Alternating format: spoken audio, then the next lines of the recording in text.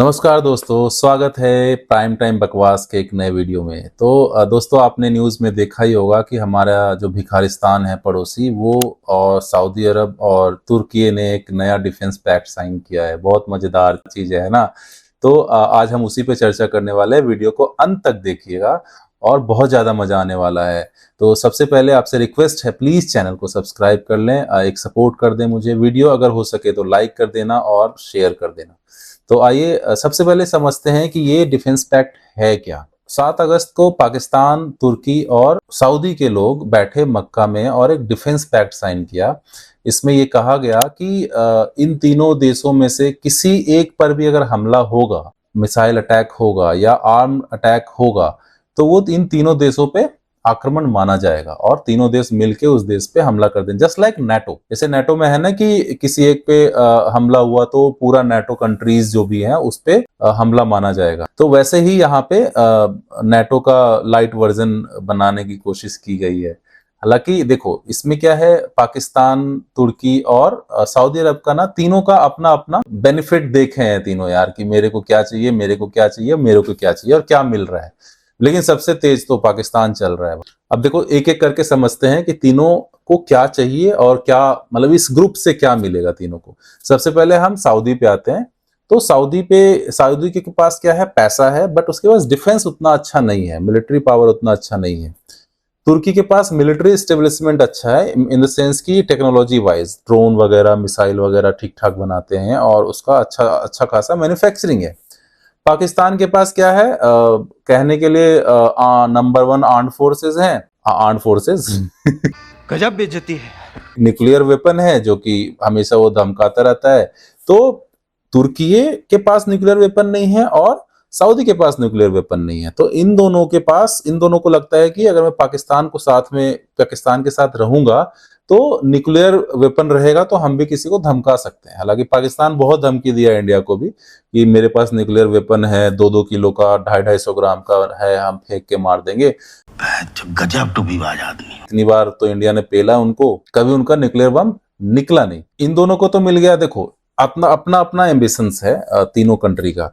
तुर्की का एम्बिशन है कि वो मुस्लिम वर्ल्ड का खलीफा है ना, कि भाई मैं मुस्लिम। देखो, ईरान में खमेनेई जब से चला गया तो अब तुर्की के पास मौका है कि वो दिखाए कि भाई सबसे बड़ा मुस्लिम मैं हूं, है ना, मुस्लिम कंट्री मैं हूं और मुस्लिमों का शुभचिंतक मैं हूं, तो मेरे को खलीफा बना दो। दूसरा है सऊदी अरब, जिसको कि ईरान और हूती से बहुत ज्यादा जिसकी फटी रहती है, तो उसको आए दिन लगता है कि भाई मेरे को पेल देते हैं, तो कोई तो हो, मेरे फौजी क्यों मरे, तो पाकिस्तान से फौजी मंगा लेंगे, वो अपना मरता रहेगा। क्या मतलब, कीमत क्या है पाकिस्तान में फौजियों की? मर भी जाते हैं तो लाश लेने नहीं जाते हैं, वो बॉडी लेने नहीं जाते हैं उसकी। बात तो सही है।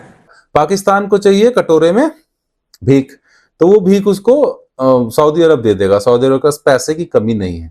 तो इन दोनों का, तीनों देशों का अपना अपना एम्बिशन है।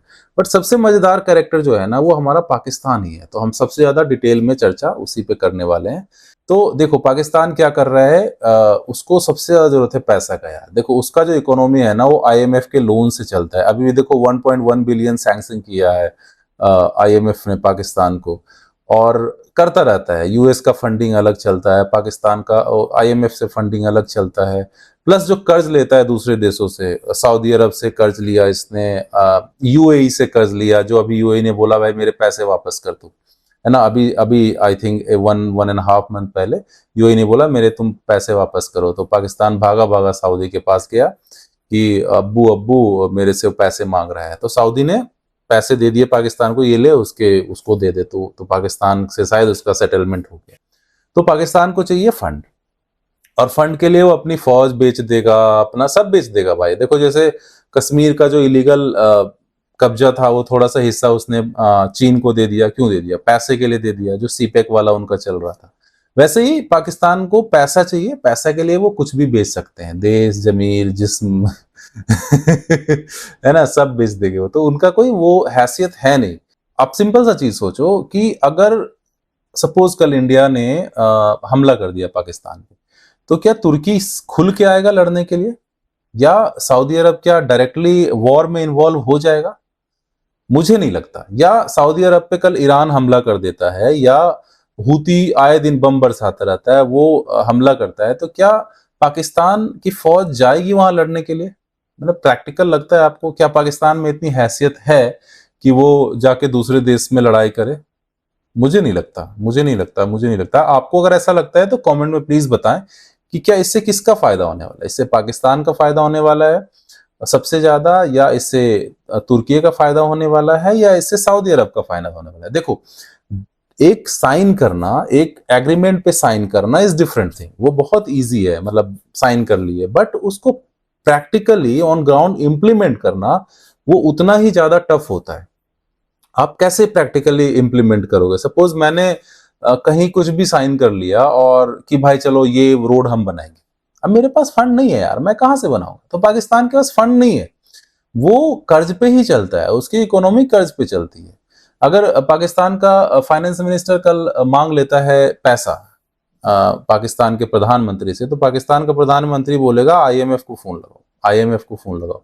आईएमएफ उसका फोन नहीं उठाएगा, उसको पता चल जाएगा साला एक कर्जा मांगने के लिए फोन किया है। तो फिर पाकिस्तान का जो मुख्य प्रधानमंत्री है शहबाज शरीफ, वो लगाएगा सऊदी वाले को फोन, सऊदी वाला भी समझेगा हबीबी ये पैसा मांगती। अच्छा बात नहीं है।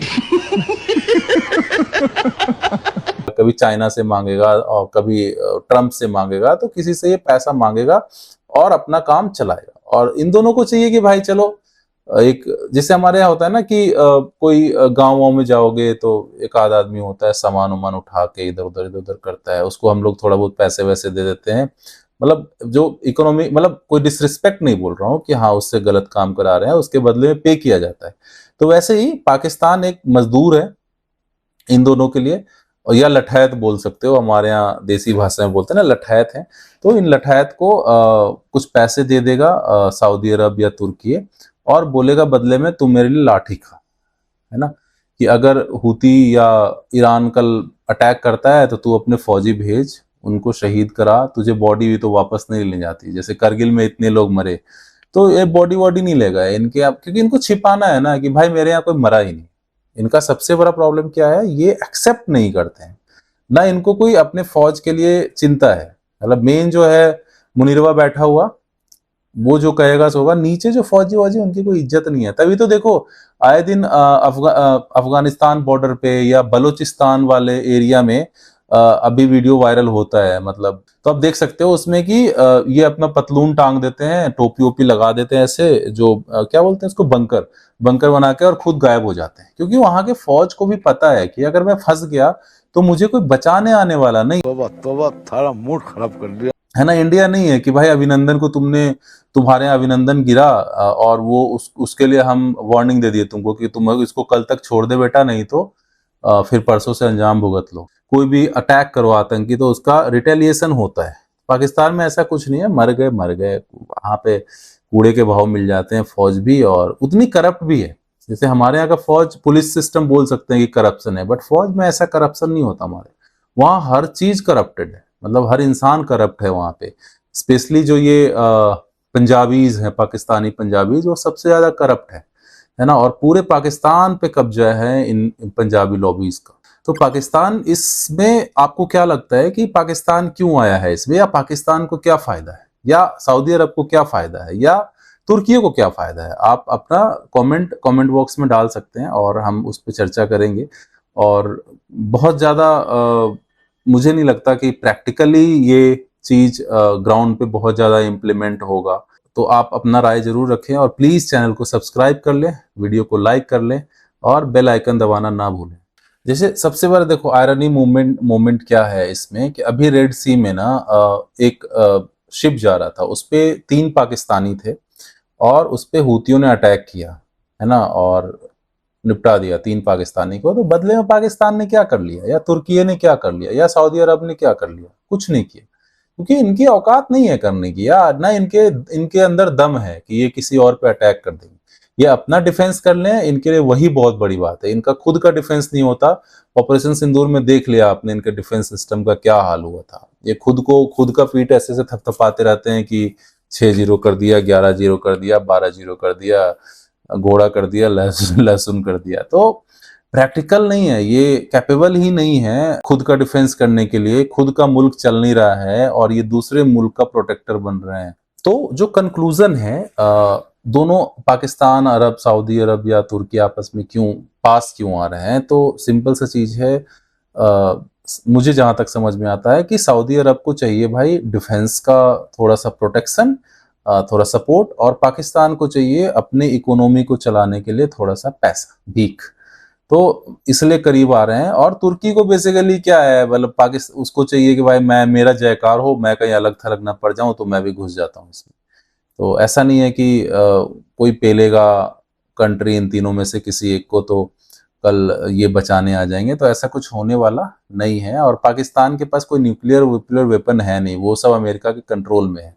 पाकिस्तान का औकात नहीं है कि न्यूक्लियर वेपन यूज कर ले विदाउट परमिशन ऑफ यूएसए। तो जल्दी मिलते हैं नेक्स्ट वीडियो में, और तब तक के लिए अपना अपने परिवार का ढेर सारा ख्याल रखें। जय हिंद।